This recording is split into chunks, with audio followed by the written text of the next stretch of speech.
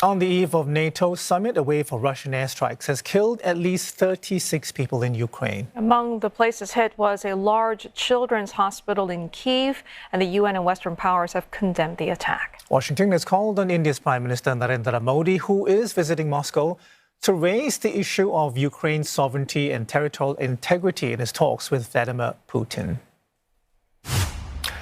For more, we're joined by Alexey Muraviev, Associate Professor of National Security and Strategic Studies at Curtin University. Professor, good morning. Thank you once again for joining us. I want to start with Russia's latest deadly assault on Ukraine, which, as you know, took place ahead of the NATO summit in DC. So it doesn't sound like a coincidence. What message is Putin sending, Professor? And how do you think NATO will respond?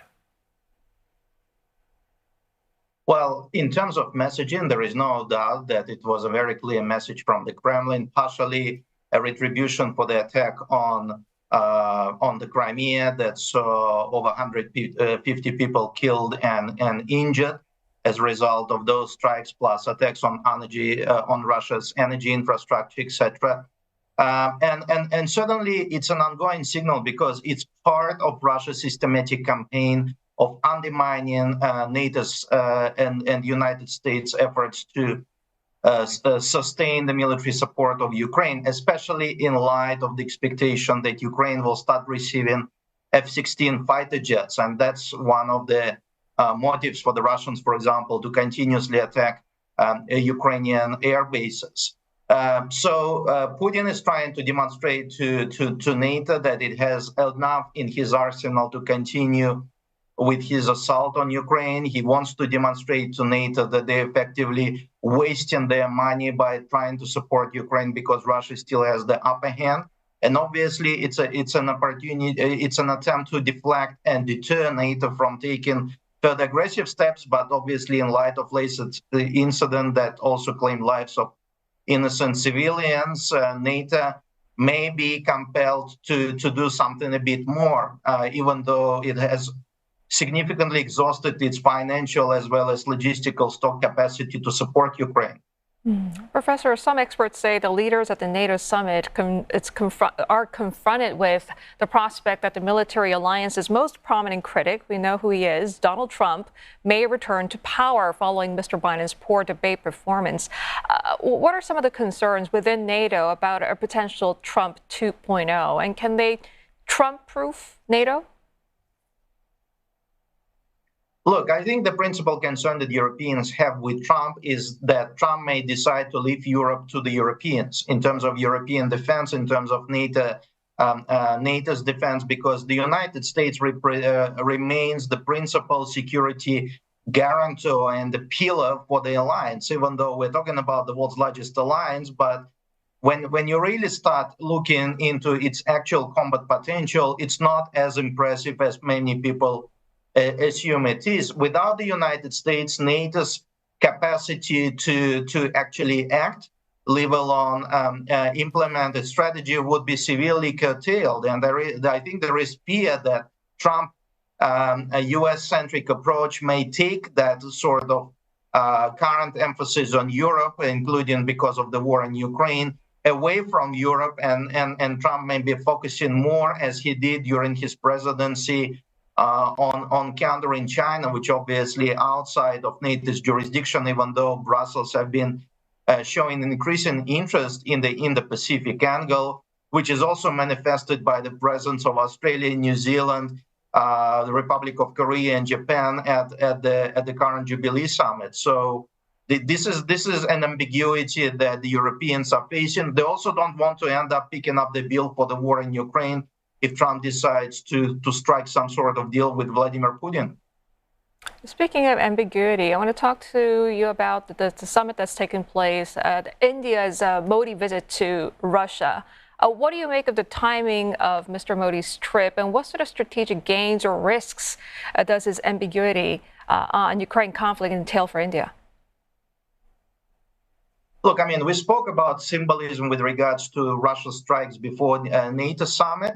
This visit is also about symbolism. The fact that Modi has chosen to go to Moscow after being re-elected, after India held parliamentary elections last month is symbolic. The fact that Modi's travels to Putin after 3 years break, because there's been a significant break in bilateral contacts, and there's been a cancellation of Putin's visit to New Delhi a couple of years ago, is symbolic. And the fact that even the first video footage from Moscow, coming out from Moscow, suggests that the leaders were very keen to demonstrate personal chemistry, that Putin invited Modi to his country residence, is symbolic. So there is a lot of symbolism in that both Moscow and New Delhi are trying to demonstrate that the special privileged partnership that the two countries have continues to remain strong, because obviously the New Delhi is presented with choices. Either they continue to approach different vectors with its foreign policy because of India's strategic autonomy vision, or it will have to choose between Russia and China. And obviously India has very complex relations with China, and its relationship with the United States and the Quad security arrangement. So Modi is attempting to demonstrate that India still carries its own independence with regards to foreign policy. They want to talk economics. They obviously want to talk Ukraine, but given the symbolism of the visit and obviously the eagerness for both the Kremlin and New Delhi to rebuild that relationship that had been put on pause over the past 3 years, I'm not really sure how much Modi wants to pressure Putin on the crisis in Ukraine, and especially in light of what's been happening. So it's certainly going to be part of the conversation, but I won't be expecting any groundbreaking results as vis-a-vis the crisis in Ukraine there. Right, Professor, I want to pick up on this point further. Many analysts believe that India's ties with Russia are strained despite the symbolism and the videos we've seen because of, as you mentioned, Moscow's no limits friendship with Beijing. So I'm wondering, will Putin offer Modi something substantive at these talks today to ease some of these tensions and concerns very quickly? Well, it is obviously not of the same magnitude that there used to be. India is moving away from, for example, from Russia being the principal military supplier.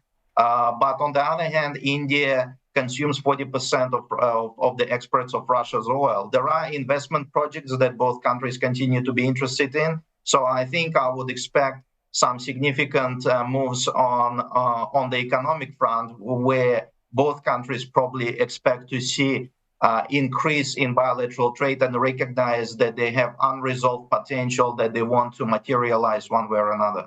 All right, Professor Muraviev, we have to leave it there for now, but thank you very much for joining us. Alexey Muraviev, Associate Professor of National Security and Strategic Studies at Curtin University.